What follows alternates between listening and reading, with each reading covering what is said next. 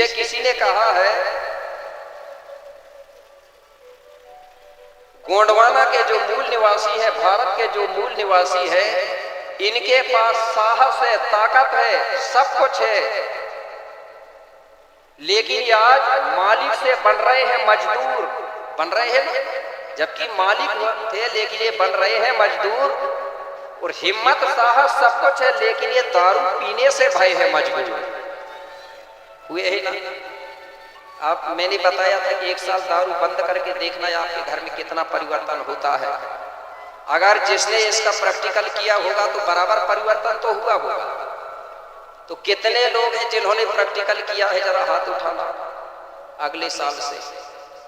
अरे पहले पीते थे कोई बात नहीं, लेकिन एक ऐसा किए हो, अंतर आया ही कि नहीं, खान में, पान में, शरीर में। नहीं तो कुछ लोग तो अभी भी नहीं मान रहे हैं, वो तो कह रहे हैं कि गुरुजी महुआ तो बहुत ताकतवर चीज है। मैं मानता हूँ ताकतवर है, पहले के पुरखा लोग भी बोलते थे महुआ चना खाइए, घोड़े की नोर लगाइए, ताकतवर था इसलिए तो बोलते थे। महुआ और चना खाते थे इसलिए ताकतवर, शक्तिशाली थे, योद्धा थे, वीर थे। लेकिन अब के लोगों ने उसका उल्टा कर दिया, नहीं बोले महुआ चना तो नहीं खाते, लेकिन उसको सड़ा के दारू पीते हैं तो बहुत ताकत आ जाती है। बोले 10 फीट की रोड भी बोले कम पड़ जाती है जब दारू पी के निकलते हैं गली में। तो बोले कहीं इधर जाते हैं लटकते, कहीं इधर जाते हैं लटकते। और घर में कहीं चले गए तो 4-5 सदस्य भी है, अगर मैं बोले पी के चला गया तो पूरे घर के घबरा जाते हैं। तो मेरे भाई गोपाल बाबा ने ऐसा नहीं कहा था। अगर महुआ को खाना है तो अच्छी चीज बना के खाइए, भूज के खाइए, वो फायदा पाया। तो मेरे सगाजनों ऐसा नहीं करता। अगर आशीर्वाद लेना है तो चढ़ाइए और खाइए। क्यों कि आप लोगों को बताया गया है, यही दारू पिला पिला के बाहर के विदेशियों ने आपका राजपाट, धन, मान और सम्मान को छीना है।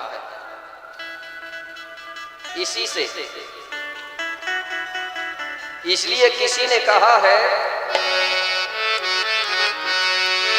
कि नर को नशा न चाहिए,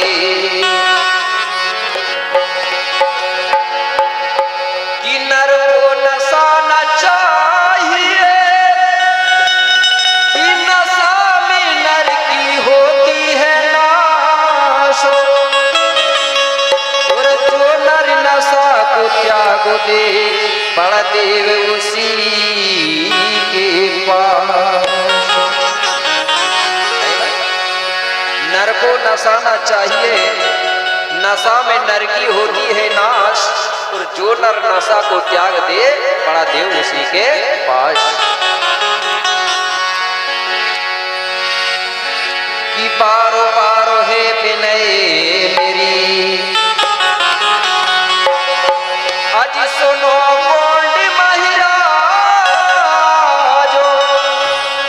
और अब दारू पीना छोड़ देना, अरे यही है मेरी फरियाद। आपसे निवेदन कर रहा हूं, आप इस देश के राजा और महाराजाओं की संतान हो, इसलिए आपसे कह रहा हूं। तो कितने लोग समर्थन कर रहे हैं कि हाँ गुरुजी दारू बंद होना चाहिए हमारी समाज में, जरा हाथ उठा करके एक बार ताली बजा दें। सब लोग हैं तैयार? अगर इतने लोग अगर तैयार हो गए और सबने अगर सहमति दे दी और अगर सबने छोड़ दिया ना, तो मैं समझ जाऊंगा कि हमारा ये दशरथपुर में जो कार्यक्रम चल रहा है वो सफल हो गया।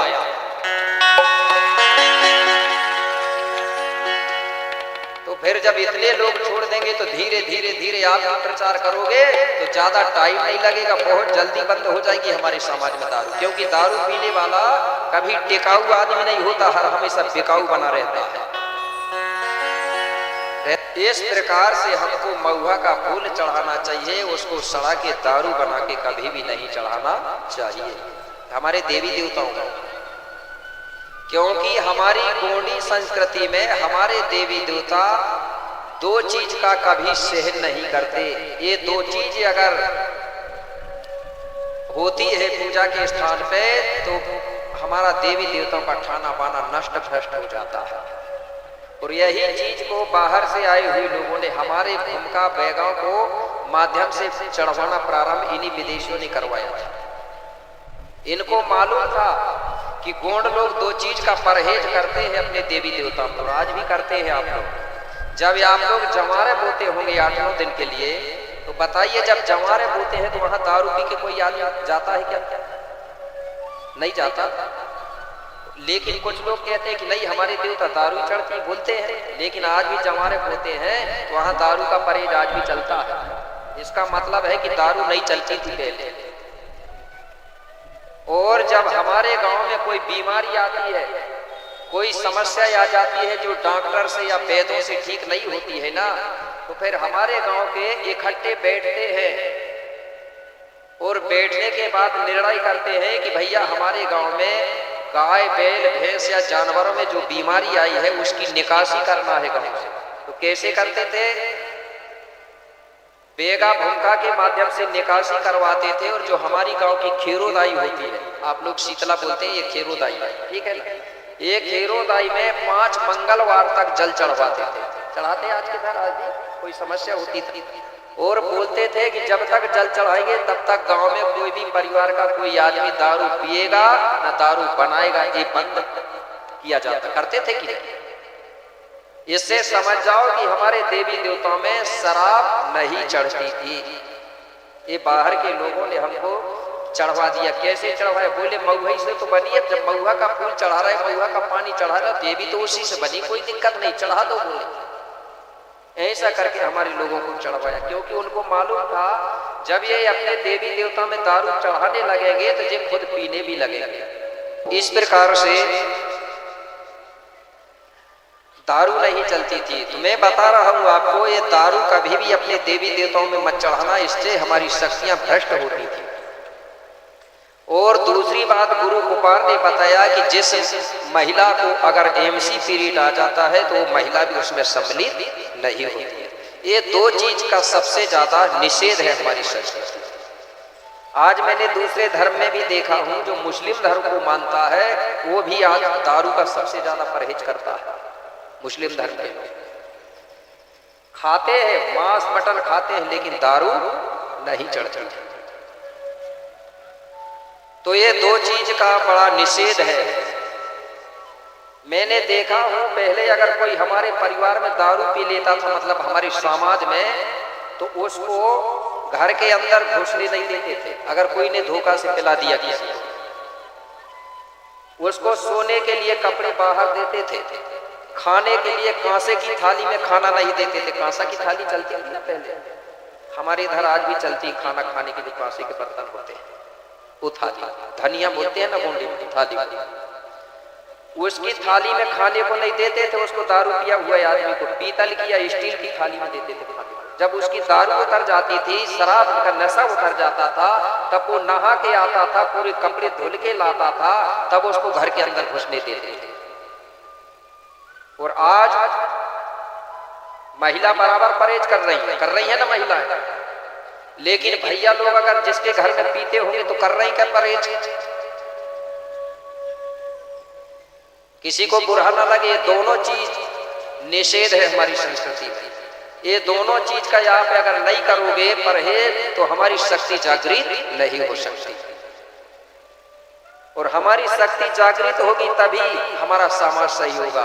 पहले के पुरखा लोग, पूर्वज लोग सही बोलते थे, बामन बनिया नेमा जिए नेम से और गोंड जिए देव से, बोलते थे। तो समझ जाओ हमारा पूरा पूरा देव से चलता था। हमारे एक से एक राजा महाराजा जो होते थे ना, वो अपने इष्ट शक्तियों का सुमरन ध्यान करते थे, उनकी पूजा पाठ करते थे, उन्हीं की ताकत से वो यहाँ राज्य करते थे। आज कुछ लोगों ने सोचा कि ये सब फालतू है, ध्यान नहीं देते हमारे देवी देवताओं को, इसलिए आज हम लोग कमजोर हुए, क्योंकि गोंड जो है देवों के ही भरोसा जीता था। तो ये 2 चीज का आप लोग परहेज करना, ठीक है। तो गुरु गोपाल बाबा ने बताया कि बोले 2 चीज का परहेज करना। और जब भी हम गोंगो पूजा पाठ करते हैं तो हमारे में जो पूजा की जो थाली होती है वो कांसे की थाली का महत्व माना जाता है। आज जब पानी भी चढ़ाओगे तो कांसे की थाली होना चाहिए, लेकिन आज हमारे लोग दूसरे धर्म के चक्कर में किसको महत्व दे रहे हैं? तांबे के बर्तन को देते, जबकि तांबा के बर्तन में हम लोग पूजा नहीं करते थे, क्योंकि तांबा के हमारे देव बने होते थे। और फूल कोई सा भी ना मिले, सिर्फ महुआ के फूल चढ़ा देना, महुआ चढ़ा दिए तो सब फूलों के बराबर। और हमारे में सिंदूर जो कुमकुम चलता है ना, वो हमारे देवी देवताओं में नहीं चलता था सिंदूर कुमकुम, वो तो बाद में चालू हुआ है। टीका भी लगाते थे तो हल्दी का टीका। पहले बात मांग हमारे लोग भरते भी नहीं थे, महिलाएं पहले की नहीं भरती थी, क्योंकि आप लोगों को संक्षेप में बता रहा हूं। एक हमारा जो राजा था, उस राजा को विदेशियों ने छल कपट करके एक लड़की के माध्यम से उस राजा को खत्म करवा दिया था, और उस लड़की ने राजा को मर्डर करके उसका खून निकाल के और अपना मांग भरा था। प्रमाण किया था उनके लोगों को बताने के लिए कि मैंने देखो मार के आई हूं, उसी का खून का मांग लगा के आई हूं और पांव में लाली लगा के आई, प्रमाणित किया था उसने। इसलिए हमारी रानी महारानी कहती थी कि हमारे राजा का खून है, इसलिए हम उसको काय को लगाएंगे। अब जानती नहीं है, दूसरे की नकल कर करके लगाने लगी भाई, क्योंकि वो इतिहास पता रहता तो नहीं लगाती। तो ये मांग सिंदूर हमारे देवी देवताओं में नहीं चलता था, हल्दी चलती थी, हल्दी। जैसे कोई महावीर का स्थान होता है, वहां भी हल्दी लगाते थे पहले लोग। और हल्दी वो है, वैज्ञानिक है, विज्ञान है। अगर किसी का पैर लचक जाए, मूंछ खा जाए, कोई दर्द हो जाए, तो आप लोग जो नारियल का तेल होता है ना, उसमें हल्दी मिला के उसमें लेप कर दो और आग से आंच बता दो, सिकाई कर दो, तो दर्द आज भी ठीक हो जाता है। जो महावीर है उसमें हल्दी लगाने का कारण और दूसरा था, क्योंकि एक जो महावीर है ना, जैसे वो कहाँ का, बाली सुग्रीव कहाँ के रहने वाले थे, हाँ पंपापुर, जिसको पहले पालीगढ़ बोलते थे, पालीगढ़ का वो जो महावीर है, वहां का जो अध्यक्ष था महावीर का व्यायामशाला चलाने वाला, वो दूसरों की बातों में लग के दूसरे के दल में चला गया। उसको एक बार, लंबी कहानी उसकी इतनी पिटाई किया गया था कि वो सूझ फूल गया था। तो हमारे वेदों को दया आ गई कि हमारे समाज का है बेचारा, सूझ फूल गया है, चलो इसकी सिकाई करते हैं। तो वही हल्दी और खोपड़ा का तेल लगा के उसकी सिकाई किया, तब से वो लगाना प्रारंभ हुआ। और वहां दूसरे जगह क्या बताता है, बोले एक बार सीता जी बोले मांग भर रही थी, तो हनुमान पूछ रहा था, बोले कि क्यों भर रही है? तो उसने बोले इससे मेरे स्वामी की उम्र बढ़ती है। तो ये कहानी बनाया गया है। तो हनुमान ने सोचा कि मेरा भी तो स्वामी है, मैं, तुम तो यही बस लगा रही, मैं तो पूरा शरीर में लगाऊंगी तो और उम्र बढ़ेगी, ये बता दिया वहां। जबकि दर्द को ठीक करने के लिए प्रयोग किया गया था। तो हमारे में पूजा में क्या चलता है? हल्दी। अगले साल कछारगढ़ में जब कार्यक्रम हुआ था, वहां भी मैंने बोला था, तो हो सकता है इस साल सिंदूर कुमकुम कछारगढ़ में नहीं चढ़ पाएगी। वहां भी चढ़ाते, क्योंकि लोगों को पता नहीं है, तो कई लोग अगरबत्ती भी चढ़ा रहे हैं, वहां सिंदूर कुमकुम भी चढ़ा रहे हैं, जब ये चीज वहां वर्जित थी। और काला कपड़ा वर्जित है हमारे। जब पूजा के स्थान में बैठते हैं तो काला कपड़ा नहीं पहनते, क्योंकि काला जो रंग होता है वो वर्जित है। काला काजल लगाना, काला कपड़ा पहन के पूजा करना निषेध माना जाता है। हमारे में पूजा के लिए मुख्य रंग है, भैया अगर लोग हैं पितृशक्ति, तो उनके लिए है सफेद धोती, सफेद कुर्ता, पीली पगड़ी, ठीक है ना। चलो भाई अब थोड़ा परिवर्तन हो गया है, कहीं कहीं तो धोती मिलती नहीं है कुछ राज्यों में, अब वो क्या करेंगे? तो उनके लिए बताया गया है कि जैसे कार्यक्रम होते हैं तो उनके लिए एक धोती और कुर्ता रहे सफेद, कम से कम रंग तो हो जाएगा ना सफेद, गमछा पीला। और महिलाओं के लिए बताया गया है कि जो साड़ी बोलते हैं ना, साड़ी भी बोलते हैं, दिगड़ी भी बोलते हैं, धोतिया भी बोलते हैं, लुगड़ा बोलते हैं, उनका जो रंग होता है वो कैसा होना चाहिए? पीला। क्योंकि मातृ शक्ति का जो प्रतीक है वो पीला रंग है, और पितृ शक्ति का जो प्रतीक है वो सफेद है। आज कोई भी जीवों का जब जन्म होता है तो पीला और सफेद रंग मिलता है, तब जीव का निर्माण होता है। चाहे वो पेड़ पौधा की बात हो। अगर आप कोई बीज लगाओगे ना जमीन पे, तो जब बीज निकलेगा तो ऊपर को जो आएगा वो पीला रंग आएगा, और नीचे की तरफ जब जाएगा जड़ तो वो कैसा रहेगा, सफेद रहेगा। तो सफेद जो रंग है पिता शक्ति है, और पीला जो रंग है माँ शक्ति है। इसलिए माँ को पीला रंग धारण करके, पितृ शक्ति को सफेद रंग धारण करके और पूजा करना चाहिए। तो हमारी संस्कृति में जो पितृ शक्ति है वो दाहिने तरफ बैठता है और मातृ शक्ति बाएं तरफ बैठती है। ठीक है। इसी प्रकार जब भावरा होता है, भावरा पड़ता है शादी में, भावरा ही बोलते हैं, 7 परिक्रमा जो घूमका या बेगा कराता, आगे दूल्हा होता है और पीछे दुल्हन होती है। और दूसरी संस्कृति में दुल्हन आगे होती है। उसका भी कारण है, क्योंकि जो बाहर से विदेशी आए थे ना, उन लोग महिला लेके नहीं आए थे। उन्होंने यहाँ राजपाट किया तो अपने यहाँ की महिलाओं को आगे करके किया है। इसलिए बोलते हैं हम तो बाहर से आए हैं, तू यहाँ की है, तू आगे आगे चल, और पीछे से हम चल रहे हैं, चलते हैं ना पीछे पीछे। जबकि आगे किसको रहना चाहिए, पति को रहना चाहिए। इसलिए वो महिला को आगे करते और पीछे से अपना काम बनाते हैं। तो बाएं अंग में महिला बैठती है और दाएं में पुरुष। नहीं तो कई कई जगह ये भी गड़बड़ हो रहा है, ये दिशा। और जब भी गोंगो करें तो बताया गया है कि धोती धुतिया में जो कांच होती है ना, कांच लगा के ही पूजा करें। फिर उतार दो, फिर ड्यूटी में जा रहे हैं तो बढ़िया शर्ट पैंट पहन लो, चश्मा लगा लो, कोई दिक्कत नहीं। लेकिन घर में जब पूजा होती है, हमारे डॉक्टर साहब धोती पहन के आए ना, आज रोज आते हैं, नहीं तो वो भी सोचते चलो कोई बात नहीं, पूजा की बात कर रहा था। पूजा में जब गोंगो करेंगे तो धोती धुतिया, एक एक धोतिया रख लो, एक एक धोती रख लो पूजा पूजा के लिए। नहीं तो अब धोतिया जो दिगड़ी होती थी ना, गोंडी में दिगड़ी बोलते हैं, लुगड़ा बोलते हैं। पहले की जो धोतिया होती थी दिगड़ी, वो 16 हाथ की होती थी। कितने हाथ की, 16 हाथ की। अब कहीं कहीं बची है, कहीं कहीं नहीं है। अब तो 10 ही हाथ की बता रही महिलाएं, बताती है कितने हाथ की बताती है, 10 हाथ की। लेकिन वो 10 भी नहीं निकल रही है, वो भी घट गई, 8 हाथ बची होगी। तो ये घट रही है ना।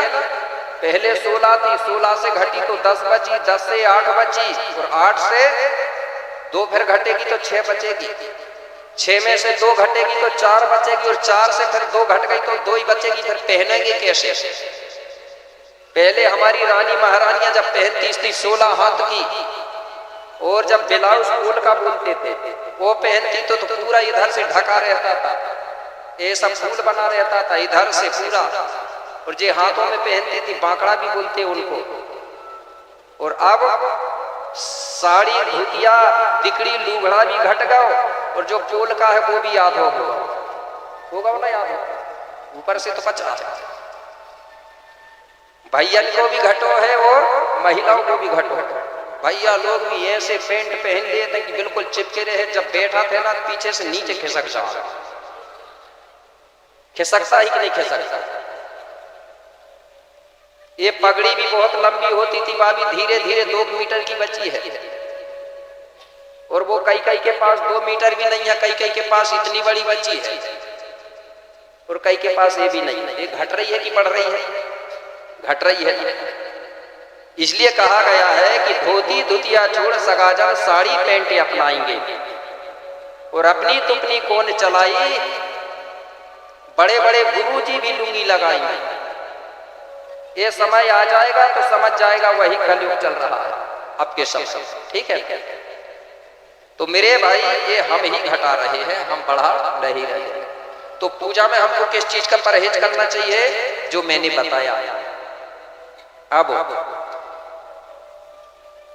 कुपार लिंगो बाबा ने 33 ही बच्चों को प्रकृति के बारे में बताया, और कहने लगा कि बेटा बोले अब तुम 5 ही खंड धरती में इस संस्कृति का प्रचार प्रसार करना।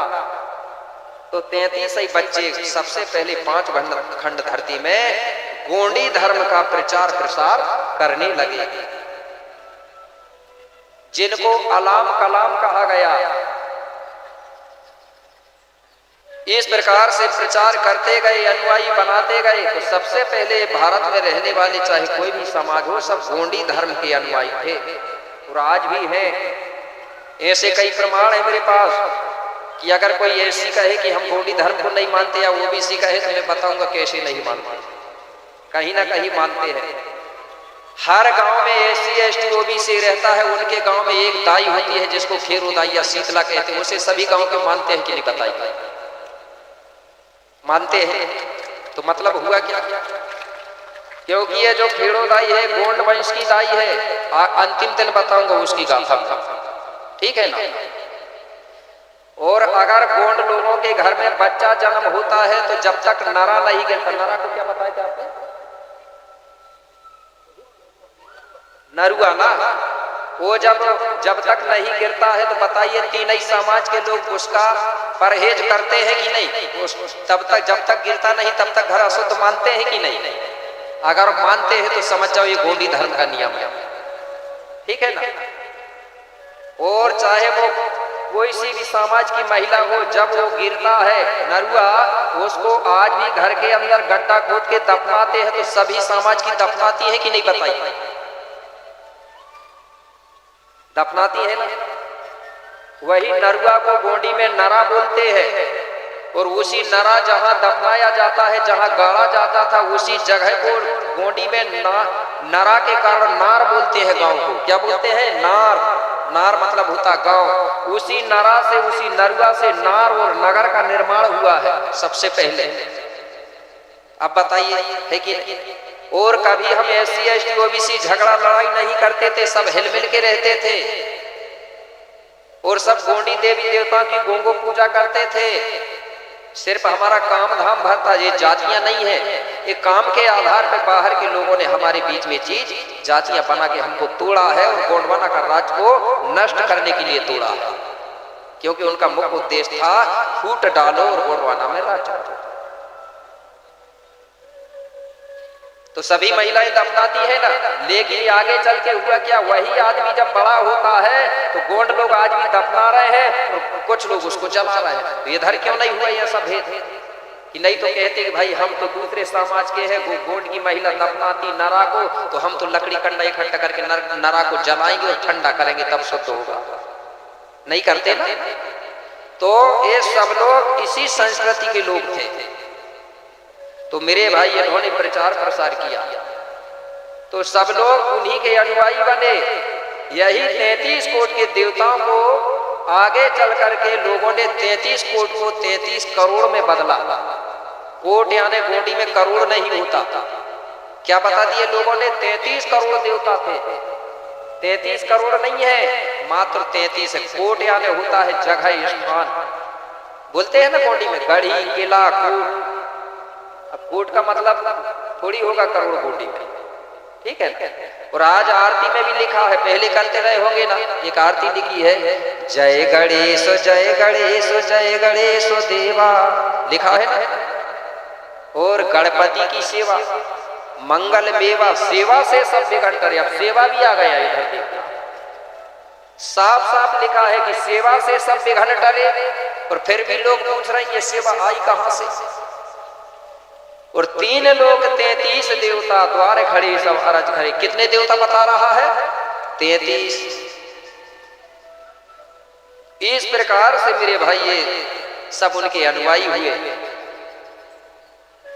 और आगे चल के यही जो 33 देवता हैं, उनमें से जो 5 लड़के थे जो सफेद ड्रेस वाले, वो हमारे समाज के भूमिका गुरु बने 5 तत्वों के प्रतीक से।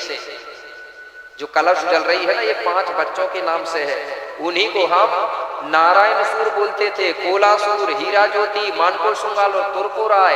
इन्हीं को हम वैज्ञानिक रूप में मानेंगे तो इनको कहेंगे जल देव, वायु देव, अग्नि, आकाश और धरती, ठीक है ना। अगर वैज्ञानिक रूप में जाएंगे तो इनको तत्व मान लेंगे, और हम भूमिका के रूप में मानेंगे तो भूमिका के रूप में मान लेंगे। यही हमारे भूमिका गुरु बने।